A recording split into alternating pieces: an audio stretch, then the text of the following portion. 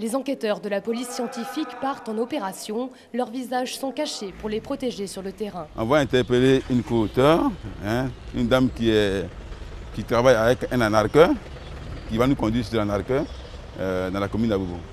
Un adolescent français a été victime d'une arnaque à la vidéo. Le brouteur ivoirien s'est fait passer pour une jeune femme et l'a amené à se masturber devant sa webcam. C'est là que le chantage a commencé. Ses parents ont porté plainte en France. L'enquête a mené à Abidjan et à la petite amie du brouteur, propriétaire du numéro de téléphone ayant servi au chantage. Elle est étudiante dans cette école. L'enquêteur part à sa recherche. Je souhaite que tu viennes avec moi, comme ça arrivé. Je vais te donner un certain nombre d'informations que tu vas sûrement me donner. Cette jeune femme est la seule chance pour les policiers de retrouver l'arnaqueur. Il dit qu'il est brouteur. Voilà. Oui. Il faut nous aider à avoir ce garçon. C'est tout ce qu'on te demande.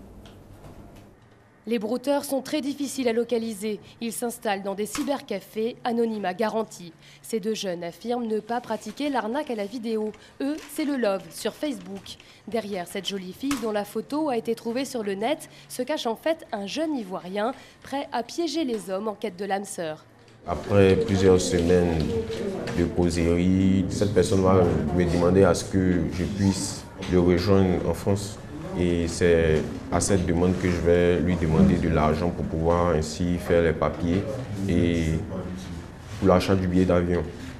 Et une fois il envoie cet argent, c'est fini.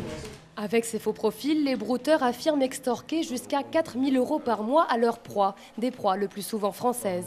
Les francophones sont plus faciles parce que le mouvement n'est pas trop connu là-bas.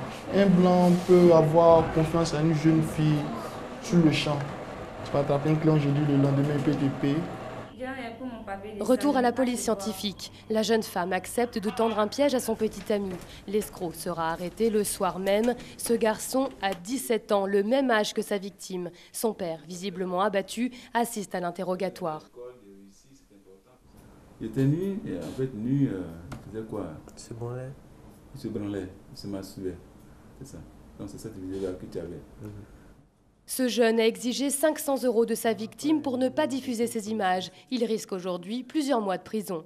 Il aura fallu quelques semaines aux policiers ivoiriens pour l'arrêter. Ils aimeraient être encore plus efficaces. La Côte d'Ivoire est très bien équipée. Ce dont nous avons besoin aujourd'hui, c'est la coopération accrue des partenaires, des prestataires de services par lesquels se commettent les délits, notamment les opérateurs de téléphonie mobile, les maisons de transfert d'argent, les maisons de courrier express.